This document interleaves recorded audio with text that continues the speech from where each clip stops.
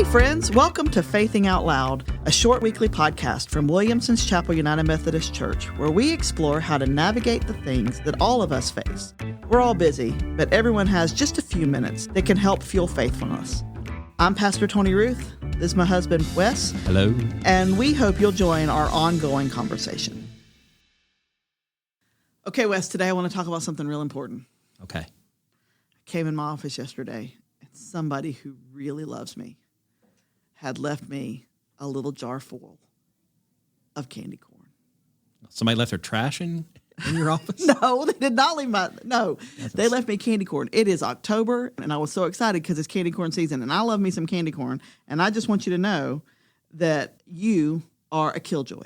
Candy corn is disgusting. It is not. It is, as I've told people, it is wax with sugar. Put a wick in it, and they're cute little candles. It's not true. Nasty. They are delightful little taste treats, and when they put it in the little mellow cream pumpkins, all the better. That's like more bad. Yeah, but your children love it. That's no standard. Well, you know, you don't Our like daughter did not either. eat chicken nuggets until she was like 12. They are no great arbiters of taste. Hey, you remember that time that Daniel was critiquing the meal and Mariana said, "Why are you acting like you're some sort of food critic or something? We're eating Kraft mac and cheese." Yeah, that's true. Anyway, candy corn, disgusting. It's nasty. There are so many. Why eat candy corn when Reese's pumpkins exist? That's my question. Well, I like a Reese pumpkin. I'm just saying candy corn's great, and it's the taste of the season. And you and I never disagree about this, which begs the question, how is our marriage surviving? Easy. I buy you candy corn. That's true. That's why did I buy you Reese? And I don't have to eat it. That's true. We can coexist with difference. Right. So I think that might be something we want to talk about today is on Faith and Out Loud is just how do you live with people that are different than you? And I know we're talking about something trivial, but like you and I do vehemently disagree about this and cilantro, frankly. So I think I get a lot, and I more so last year than this year, but I mean, really, in our world right now, it is insane, the amount of things that people can divide themselves over. My professor at Duke, Bishop Peter Story, 20-some-odd years ago now, said to us that we Americans are addicted to division. Yeah. And we can find a million things to divide ourselves about. Right. And that is the God's honest truth right there. Right. I think about that all the time and about how that addiction to division is poisoning our spirits. Right. So I think something I want to talk about, I want to just spend some time talking to you about today is how do we love people that see the world differently than we see it without compromising our place? In other words, I'm not going to stop saying candy corn is great, but I can still love you. Mm-hmm. Right? And again, trivial example, but how do we, and where do we find the right lines about that? Right. Well, first of all, I just want to kind of put this out there. I think social media only exacerbates. Oh, for sure. Our inability to live with difference. Like, it's carefully calibrated for your rage. Yeah. Right. Well, the same is true of news. Right. News media. It producing its desired effect if it's making us divided and angry. Right. But I think for us as Christians, if we're faithing, we have to be very very aware that those things that we disagree about, that we're not elevating them to a level of like importance that they shouldn't have. Like there are things that we disagree about, and you might even say maybe they're not trivial, but some things we disagree about should not lead to broken relationship. And so often we are so reactive that if there's a disagreement, we kind of, that thing we're disagreeing about, we exaggerate the importance of that thing. Right. But I also think like there are people, and this has gotten worse with social media, but people who struggle to let a disagreement just be what it is. They feel this kind of urgent desire to like correct the person they think is wrong. Right. Or to get another person to validate what they believe. And I think behind that is kind of an avoidance of maybe I'm not as confident or secure in my own belief. So kind of the more fiercely I argue, the louder I say it, the more I point out somebody else's deficiencies or shortcomings, the less I have to worry about my own deficiencies or my places where I might be wrong. Right. And the problem is when we're doing that, when we're just pointing out other people's stuff, right? And we elevate our own. We totally do that, but we also then start biting at each other. And it's like, again, even if we disagree about things, I think we can still love each other, for goodness sakes. Like, I don't, when we have to be so careful. I was thinking about, as you were just talking, I was thinking about Galatians chapter 5. Paul says, "You, my brothers and sisters, were called to be free, but do not use your freedom to indulge the flesh. Rather, serve one another humbly in love. For the entire law is fulfilled in keeping this one commandment: love your neighbor as yourself." And this is the part I think about all the time. And he's talking about Christians within Christian community. Right. He says, "If you bite and devour each other, watch out, or you will be destroyed by each other." And so I think about that a lot, like when I'm thinking about like disagreements among Christians and how we collectively harm our out loud faithing. Right. Like in our faithing out loud, what we're doing is just screaming at each other, and the way that damages our witness. Yes. Not just my witness, but the witness of the other person too, because all the world sees is people faithing out loud, yelling at each other and biting and devouring each other, and we destroy each other, and we're not actually thinking about our job to point people to Jesus. Right. Is more accomplished by if we have love for one another, which is what another thing Jesus straight up says. He says, Right. You should love each other. The world will know that you're my disciples by the way that you love one another, not by the way that you prove that you're right about every daggum thing. Right. And there's a word in that verse you read that I was thinking about it before, just a minute ago. Like, and I've had people in the church, especially in the political climate we've been in for years now, of how do we love or live with people who disagree, like people like Thanksgiving's coming up. I've disagreed with my family about how are we going to do that? And Right. I think a starting point for us as Christians is to grow in our understanding of the importance of humility. Right. Because so much of this division, because when we started this, I was so demonstrative about how terrible candy corn is. You're really going to die on that hill. Go No, ahead. because, truth be told, if there's no other source of sugar in our house, I will sneak a couple pieces of candy corn.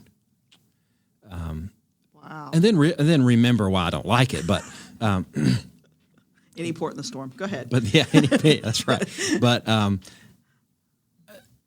that's a goofy example. Right. But again, I was passionate and demonstrative or whatever. We can, when it becomes stuff that's really important, we can kind of pick a lane or pick a position or plant our flag, and then and so often it's just something we heard somebody in authority tell Right. us.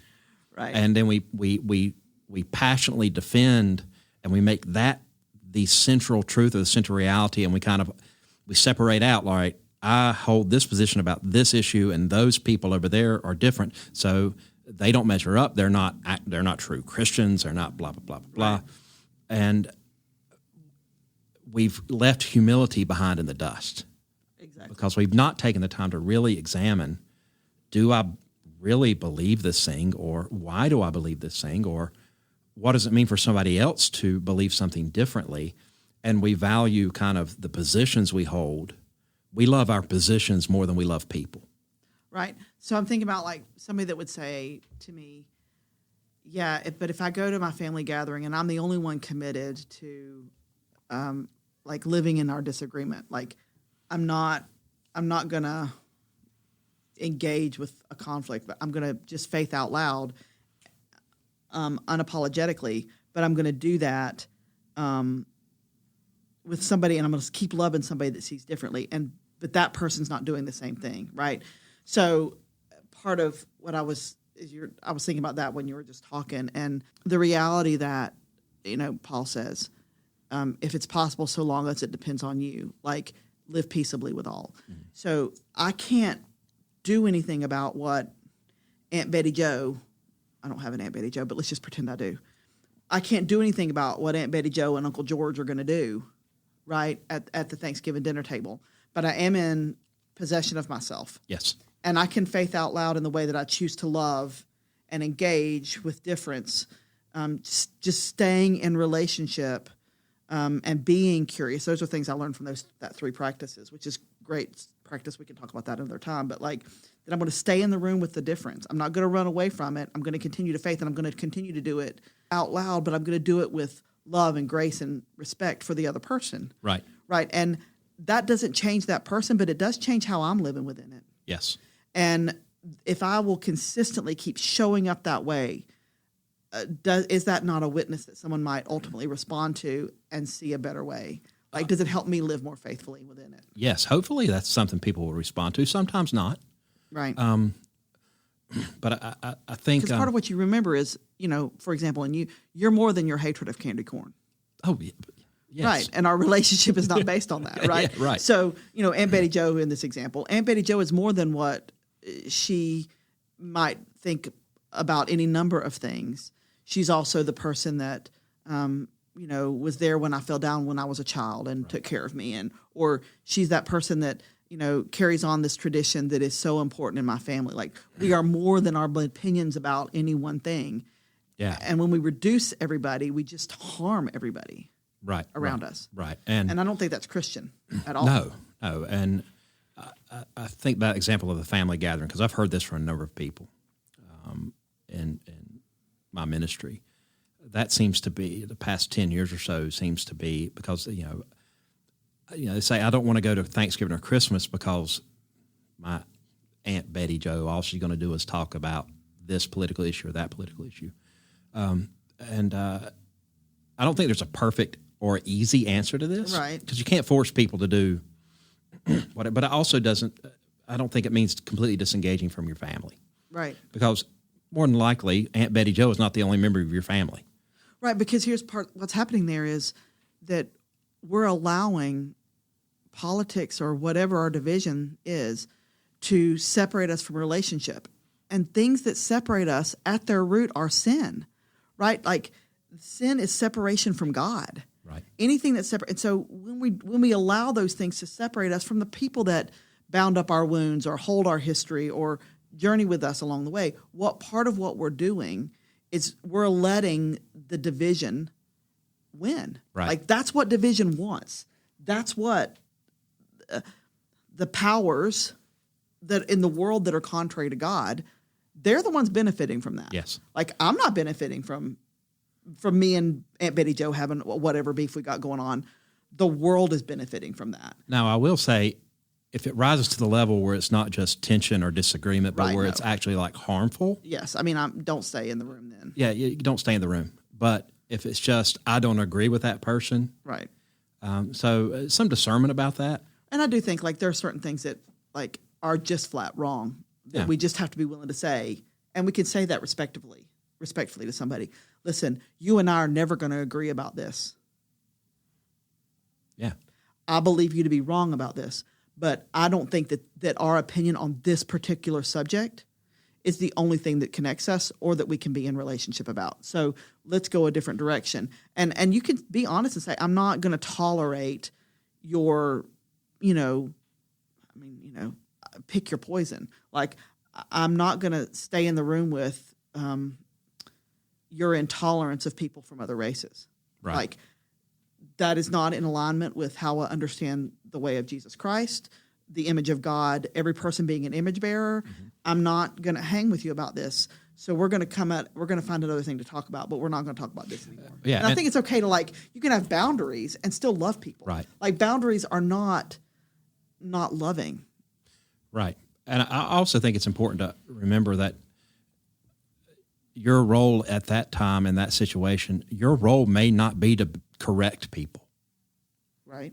And so I think that humility piece helps us understand, we don't always have to be in this mode where we're educating people or correcting people or pointing out flaws. I think it's okay to let a thing be what it is. If we're not being harmed or if it's not damaging, to kind of, that humility says, okay, I don't have to fix this. I certainly can't fix other people. I can set a better example. Right. But I don't have to, push into that disagreement, because then that just becomes the argument of the voices get louder. We've stopped talking to one another. Right. Okay. Yeah. So, Okay. So I have a lot more questions. So maybe we just keep talking about it. yeah, let's keep talking about it.